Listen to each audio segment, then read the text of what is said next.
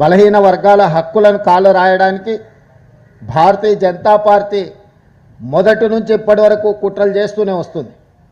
ఆనాడు మీకు తెలుసు, మండల్ కమిషన్ నియమించినప్పుడు, మండల్ కమిషన్ ద్వారా ఓబీసీలకు న్యాయం చేయాలనుకున్నప్పుడు కమండల్ కమిషన్ను తీసుకొచ్చి రథయాత్ర పేరు మీద దేశంలో ఉద్రిక్త పరిస్థితులను కల్పించి ఆనాటి మండల్ కమిషన్ అమలును అడ్డుకున్నది భారతీయ జనతా పార్టీ.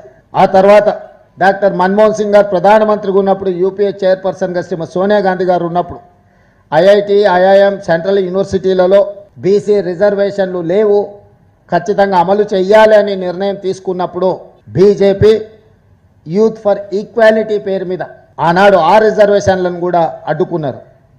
కానీ మన్మోహన్ సింగ్, శ్రీమతి సోనియా గాంధీ గారు ఐఐటి, ఐఐఎం, సెంట్రల్ యూనివర్సిటీల్లో ఓబీసీ రిజర్వేషన్లు అమలు చేయడం ద్వారా ఆనాడు అండగా నిలబడ్డారు. ఆ రోజు కూడా కుటిల నీతిని భారతీయ జనతా పార్టీ ప్రదర్శించింది.